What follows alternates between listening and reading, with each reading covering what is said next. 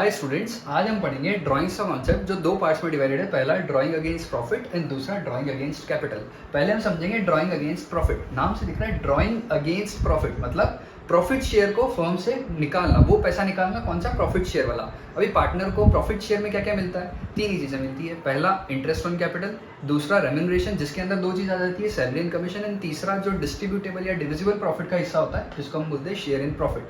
ये पार्टनर को जो चीजें मिलती है, मतलब ये प्रॉफिट शेयर अगर पार्टनर विड्रॉ कर रहा है तो उसको हम क्या बोलेंगे, ड्राइंग अगेंस्ट प्रॉफिट। नेक्स्ट आता है ड्राइंग अगेंस्ट कैपिटल। तो क्लास 11 में फर्स्ट एंट्री जो आपने कही थी कैश टू कैपिटल, ये वाली कैपिटल अगर आप फर्म से निकाल रहे हो तो उसको हम क्या बोलेंगे, ड्राइंग अगेंस्ट कैपिटल। ठीक है, ये अपना पहला टॉपिक क्लियर होता है। नेक्स्ट आता है अपन अब इस पे इंटरेस्ट की बात करेंगे, interest on drawing against profit and against capital. तो कहीं पे अगर अपन इंटरेस्ट की बात करते हैं तो इंटरेस्ट क्यों लगता है, टाइम वैल्यू ऑफ मनी की वजह से। समझना, जैसे मैंने अगर बैंक से लोन लिया है, सेम एसबीआई बैंक से लोन लिया है 1 लाख का या 1 CR का 1 साल के लिए, ठीक है। अब मैं बैंक को क्या बोलूंगा, आज अगर मैं 1 लाख ले रहा हूँ, 1 साल बाद वापस अगर 1 लाख दूंगा तो बैंक क्या बोलेगा, 1 लाख ही देना है या उस पर इंटरेस्ट भी चार्ज करके देना पड़ेगा, मतलब थोड़ा इंटरेस्ट बढ़ा के देना पड़ेगा। डेफिनेटली सब जानते हैं बैंक मुझसे इंटरेस्ट भी लेगा। इंटरेस्ट क्यों ले रहा है, टाइम वैल्यू ऑफ मनी, उस 1 लाख की 1 साल की जो टाइम वैल्यू है वो ले रहा है मुझसे बैंक, ठीक है। तो इसीलिए इंटरेस्ट लगता है। तो सिमिलरली अपन समझेंगे ड्राइंग अगेंस्ट प्रॉफिट पे इंटरेस्ट की बात, फिर अपन समझेंगे ड्राइंग अगेंस्ट कैपिटल पे इंटरेस्ट की बात।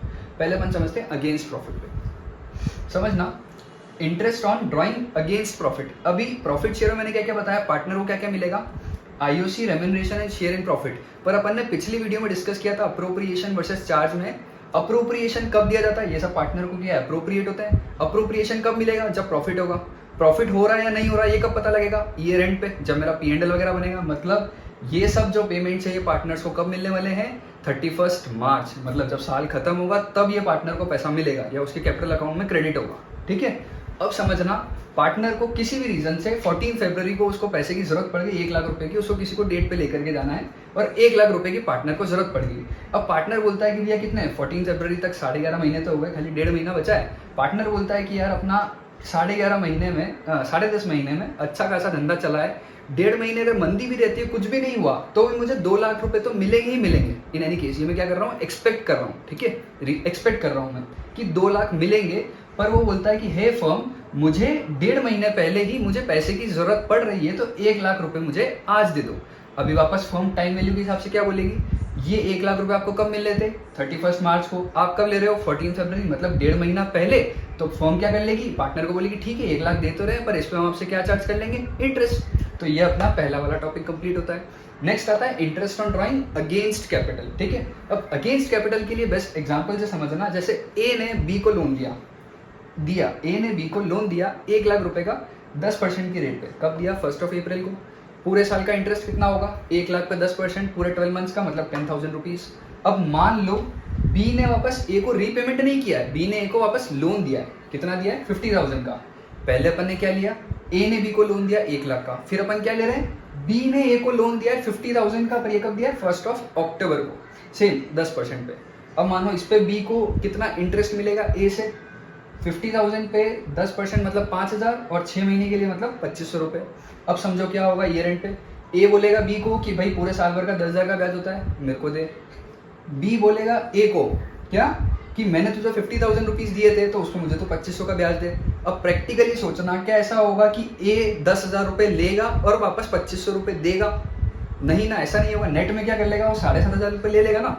अब इसको समझो कैपिटल की फॉर्म में, पार्टनर ने क्या किया, ये मान लो ये पार्टनर है ए और बी फर्म है, पार्टनर ने फर्म में 1 लाख रुपए लगाए 1 अप्रैल को, ठीक है।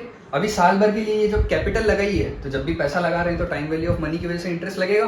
तो पार्टनर क्या बोलेगा, 10% की अगर रेट ऑफ इंटरेस्ट है तो मुझे 10,000 का ब्याज दो। अभी पार्टनर ने यहाँ पे क्या किया, पैसा निकाल लिया। कौन सा पैसा निकाला, ये ड्राइंग अगेंस्ट कैपिटल। ये पैसा विड्रॉ कर लिया, कब कर लिया, 1 अक्टूबर को 50,000। अब सोचो फर्म क्या बोलेगी कि भाई तुमने 50,000 रुपए धंधे से निकाले तो उस पर हमको 2,500 का ब्याज दो। अब पार्टनर क्या बोलेगा कि तुम पागल हो क्या, मुझे 10,000 रुपए देने हैं, 2,500 रुपए तुम मुझसे ले रहे हो, तो एक काम करो मुझे नेट में 7,500 ही दे दो ना।